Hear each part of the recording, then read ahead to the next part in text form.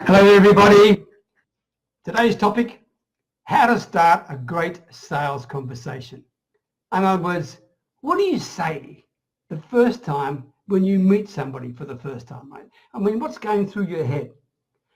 How are you going to get them to listen to you, to even accept you as a person, whatever it is? How do you engage them? How do you get their attention? How do you keep their attention? These things are probably all running through your head right now, okay? And if they are running through your head, then obviously it's going to impact on you psychologically as well. In other words, you may not necessarily come over as your natural person, okay? Most people, most marketers, right, start the sales conversations, they just wing it.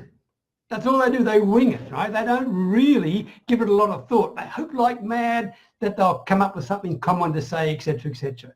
Well, I can tell you, you've got about 7 seconds to get the prospect's attention. And if you can't get it within 7 seconds, then you've lost it. And that's how important the start of a sales conversation is. And by far the best way to actually start a conversation is to seek permission. Okay? Seek permission and look for something common you can speak about. My name is Peter Beckenham, the Village Marketer, and as always, talking to you from my little Thai village way up near the Cambodian border. Okay, so let's get back to it. How in the heck do you start a great sales conversation? Well, the first thing you need to do is you need to actually clarify with your prospect what your meeting is all about. Put them at ease and seek permission to do that. So you may say something like this. Look, Mr. Prospect, I'll take, for example, Nabil, okay? Nabil, I want to give you my full attention for the next 15 or 20 minutes, okay? And at the end of the conversation, there are 3 things that you can say to me. 1, you could say, yes, I'm interested, and we can go ahead to pursue what I'm talking about with a suggested solution for you. 2, you could say no, and I'm very okay with that as well. No problems at all. But the 3rd thing you can say to me is this: I'm not sure, I'd have to think about it. I don't want you to say that, okay? Either a yes or a no is fine with me. I am very happy either way. But the I don't know or I can think about it is not an option, okay? Because to me, if you're saying you're thinking about it, then it really means that you're not happy, you don't understand it. So just fine, just say, no thanks, Peter, okay? Now, can we agree on that before we proceed? Okay, that's what I ask. Can we agree on that before we proceed? And if you do, then you deliver on your promise.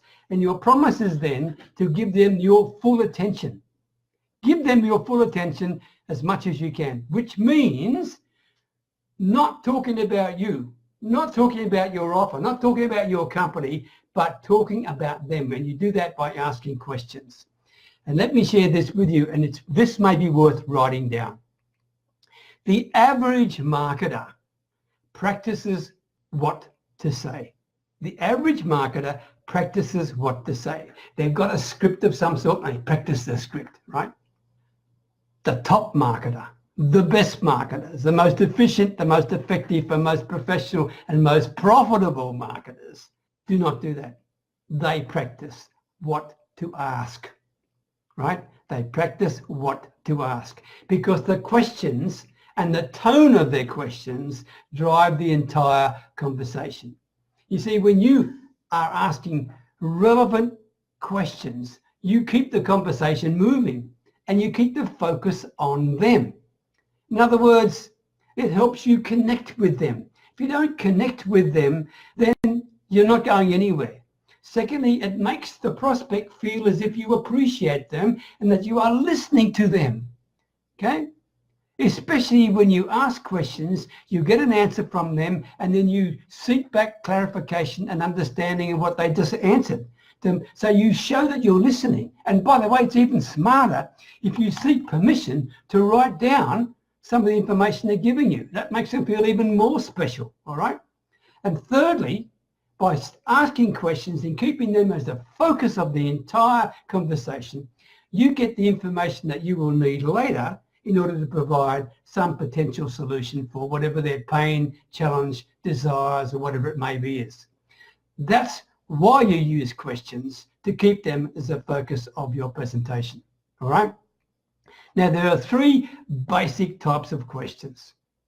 One, closed questions. These are ones that just seek a yes, no answer, okay? Closed questions such as, does that make sense? Okay? Yes or no, okay? The second type of question is an open-ended question. And I know most of you are familiar with this, I just want to make sure, okay? An open-ended question would be something like, tell me, Mr. Prospect, what will be your biggest challenge right now in sales, for example? Okay, so they can't give a yes, no answer. The third type of question is the redirect question. Okay, now, for example, the prospect may answer a question. For example, you might say, what is your biggest challenge in sales right now, Mr. Prospect? And they say X, Y, and Z. And you can reply by saying, I'm sorry, what did you say? Okay, I'm sorry, what did you say? And you seek them to repeat the answer. What you're doing is getting them to buy in to the fact of what they're sharing with you, okay? And then you say, are you sure? Okay, I understand that now. It's X, Y, and Z. Another way you can redirect them is to simply say, Mr. Prospect, you don't sound very excited about this. Is this what you're looking for? Seek a direct response to that. It's a redirect question, but it doesn't matter. You're going to gauge the temperature of the prospect pretty quickly, all right? Now, remember this, because I'm keeping this video pretty short. Remember this, that when you're talking to a prospect, you're not doing a presentation. You're actually having a conversation, which is a two-way thing, okay? A two-way thing, not a one-way thing from you. So even when you get to the point in the sales conversation where you'd like to do some sort of presentation, it's still a two-way thing, not just all you. That's my message for you today, okay? So there you go. That's the way to have a great start to a sales conversation. Keep them the focus, make them feel special, ask questions to them, for them, about them, show them that you are listening, seek clarity and understanding for that, and more importantly than that, remember, a great marketer practices what to ask. Hope you found that helpful. Thank you very much again for sharing your time with me. All the best from Thailand. Take care. Bye for now.